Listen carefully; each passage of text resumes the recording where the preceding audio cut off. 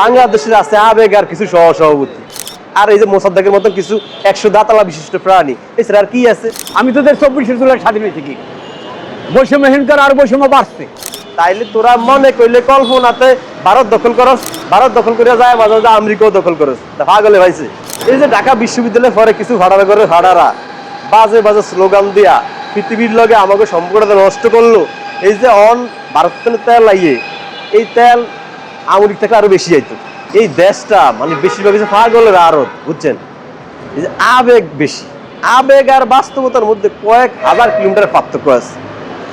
আর আন্নে পার্শ্ববর্তী যেসব রাষ্ট্র আছে এগুলো যদি কূটনৈতিক সম্পর্ক বজায় না রাখেন আমাদের দেশ চলবো? এই যে ঢাকা বিশ্ববিদ্যালয়ে পরে কিছু ভাড়ারা বাজে বাজে স্লোগান দিয়া পৃথিবীর লগে আমাকে সম্পর্কটা নষ্ট করলো।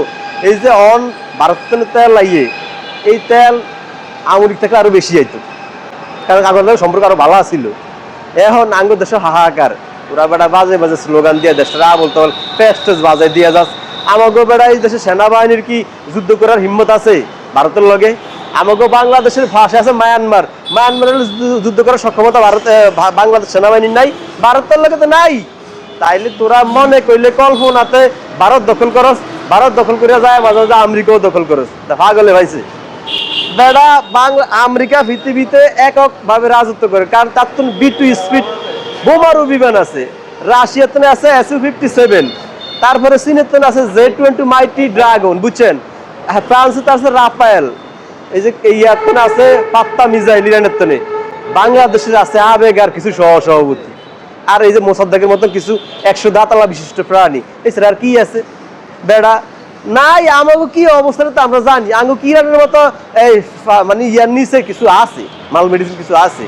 বাংলাদেশে একটা আছে পরমাণু শক্তি কেন্দ্র, এটার ভিতরে শুধু একটা সাইনবোর্ড আছে, আর পিছে মাল মেডিসিন কিচ্ছু নাই মিয়া।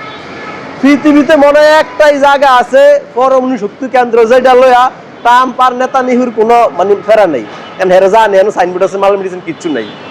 এই বাংলাদেশ তোর অবস্থা, আমি বাংলাদেশ আমি বুঝি না এটার অবস্থা কেমন।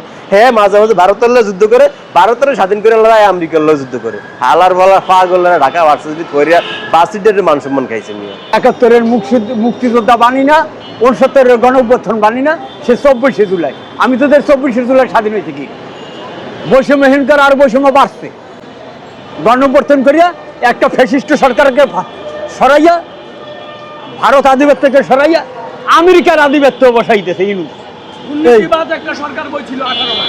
18 মাস এইটাই আমেরিকার সাম্রাজ্যবাদের। 3 মাস নির্বাচনের 3 দিন আগে ইনুস একটা ভালো লোক আসা, সে আমেরিকার সাথে গোপন চুক্তি করলো। কি চুক্তি করলো? ওই দেশের গম আনতে হবে আমাদের দেশে, ওই দেশের কোনো গম আনতে হবে, এই দেশে কোনো ওই গ্যাস সিলিন্ডার ইয়াং বোতল আনতে হবে। তৈল আমেরিকা ছাড়া আমরা আনতে পারবো না। তারপর এই যে এনজিও গুলাম, তার ক্ষতিপূরণ হইলে এই দেশে ভর্তুকি দেবে, কিন্তু আমেরিকা দেবে না। এই তারপর হইলে যাইয়া অস্ত্র আমেরিকা জানতে হইবে, ওই ভয়দামাকা বিমান সব আমেরিকাতে কিনতে। এর একটা করিয়ে আনছে চুক্তি করে। এর আগে চুক্তি করছিল বন্দর চুক্তি, ওই সেনমাটি এই চুক্তি করে আসলে সে চুক্তিটা তো ফিরেছে, সেটা আর বাস্তবায়ন হইতে দেয় নাই বামেরা, সেটা আর বাস্তবায়ন হয় না। এখন এই গোপন চুক্তির মধ্যে এইতে আছে। এখন সরকারের বলবে, সরকার সে 2 মাস সে এখন বেকায়দায় করছে, আটকা তালে।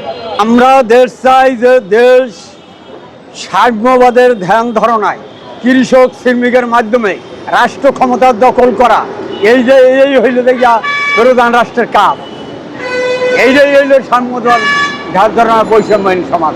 এছাড়া বৈষম্যহীন সমাজ আমি কোটি ইতিহাসে পাই নাই, কোনো দর্শনে পাই নাই। আমি দর্শনের ছাত্র ছিলাম, কিন্তু আমি পাই নাই সে দর্শনে।